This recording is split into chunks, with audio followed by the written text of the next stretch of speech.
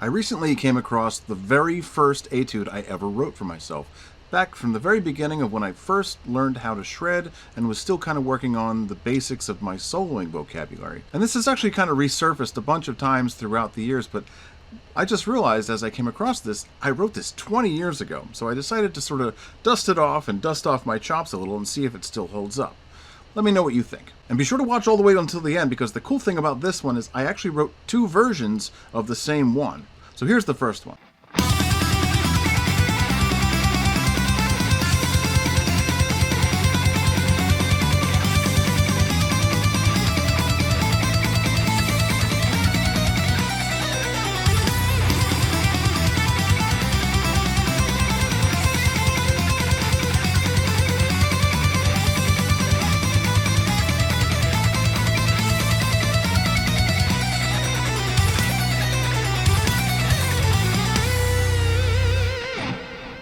Now that was the original version that I wrote, what I consider kind of the standard version, the 4/4, 16th notes, straightforward version.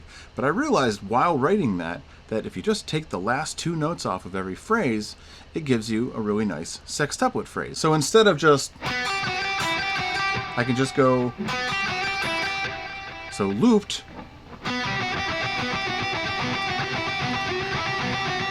right? So it works really nicely to give you that 1 end, 2 end, 3 end kind of feel. So I just decided, okay, let's play the whole thing and see how it turns out.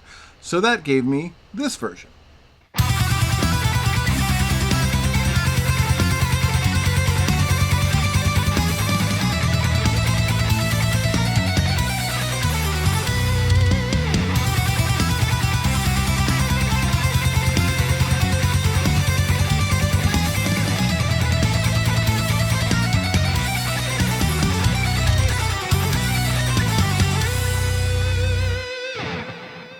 So that's the other version. Let me know in the comments which of the two you prefer.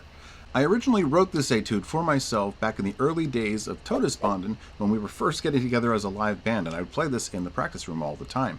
This was really actually kind of the beginning of me doing two things: a whole lot of pedal point, as well as exploring chromatic movement within a neoclassical context, which you can see as I'm climbing chromatically through the notes on the second string. Some of those are the root note, some of those are not the root note, but it allowed me to create a certain rising effect. And ultimately this really kind of informed my overall vocabulary about which notes to use in which combinations throughout the key. So I have kind of a fully chromatic map to use even in a fully diatonic classical type of context. Now also, one thing I want to point out in here too, and you'll find it in the tablature on my Patreon, but I want you to take a close look at what's going on fingering wise, because you're going to kind of rip your hand apart if you don't pay close attention to how to shift your fingers between one shape and the next in certain parts of this, especially in the very beginning, between the first two shapes. Your first finger's here, but you need to move over here to get to the next shape, because you have another note at a lower fret. So your first finger is going to be needed over here. So that was a decision I kind of had to make right at the very beginning of writing this. I had to ask myself, how do I get my fingers out of my current position to be able to reach the next note? Because I could have just moved all over the place. I mean, there's more than one location on the fretboard for any melody you want to play, pretty much, with probably a couple of exceptions.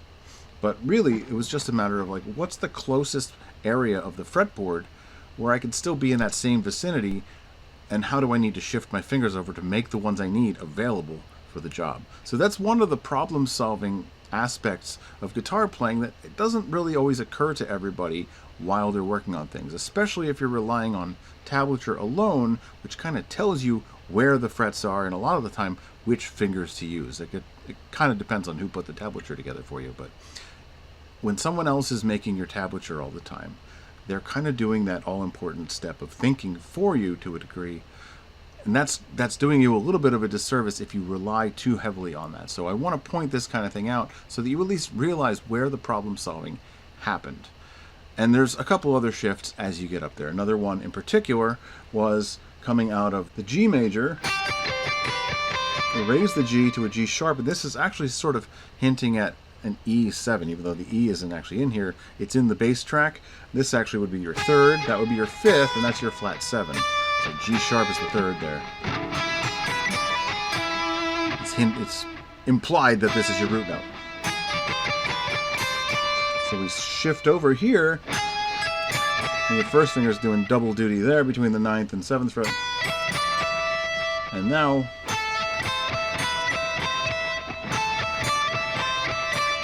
I was able to give the A minor 2 different phrasings there. And I even threw in the B flat as a way to sort of resolve partially into the B major, the B Phrygian dominant major chord.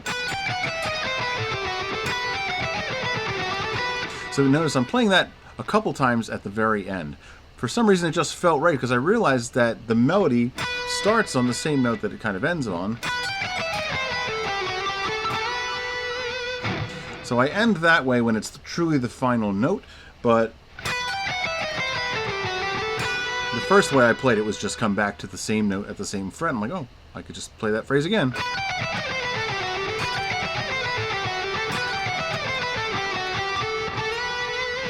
So it just felt right to just kind of do it 3 times. So I included that in this version because that's kind of what I've always done.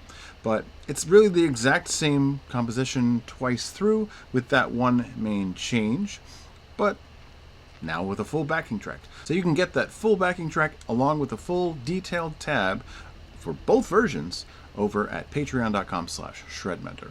So what are you waiting for? Give your technique exactly what it's always needed and give your pinky a mega boost. And by the way, this whole piece was played at 140 beats per minute. So if you're looking to work up to that particular speed, that's where the mark is. So I would recommend going every 5 to 10 BPM from a slow, easy pace, and really don't rush through the whole piece. As with any written piece, always spend some time just phrase by phrase by phrase, but also 2 phrases back and forth, because if you only do 1 phrase at a time and then take your hand off and come back and just do a completely new phrase, you're missing over the all-important step of making the transition between them. And that is a big piece of what's missing. If you just start going and just looping that,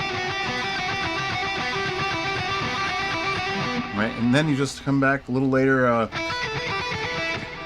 you might even use the same fingers because they are indicated in the tab, but you're going to end up not getting specific motions involved in it, and those are going to be the moment where you have a train wreck while actually trying to play it. So coming from your pinky over to there. At the very least, put your final finger, whatever it was, from the previous phrase down on that same fret of the fretboard before you start, just so that you have to do the transition. The transitions are the missing element for a lot of things that guitar players struggle with, and it's a good chance that you also struggle with the same thing, especially if you've ever found yourself kind of stuck in one position. Sometimes that's just not knowing where the other notes are, but more often than not, it's getting your hand out of there into the next place in a graceful, musical sounding way without totally tripping over yourself. So keep this stuff in mind, really study it piece by piece. This has resurfaced in my own playing over and over again, and it just did by accident just very recently, and I noticed, wow, 20 years. I think it still holds up as a shred piece. So let me know what you think in the comments, and if you're feeling particularly driven to start making real progress, the Shred Mentor Patreon is exactly where you need to be. We do these VIP challenges every single week with detailed tab and full video playthroughs and breakdowns, and even that's really just starting to scratch the surface, because as a core VIP member on the Shred Mentor Patreon, you end up getting 4 hours of live training every month, plus the full hour recordings every single time that you can refer back to over and over. Plus, even as a member, you can also go back and watch the recordings of the calls that you never even got to see. So it's really win-win. Everything you need at your fingertips. If you want to become a killer guitar player, what are you waiting for? Not to mention, it's also the cheapest guitar training you're going to find anywhere. But let me know down in the comments which of these 2 you liked better, and more importantly, which part you found the hardest in each one. I'd love to get your take on it. And until next time, rock on, my friend.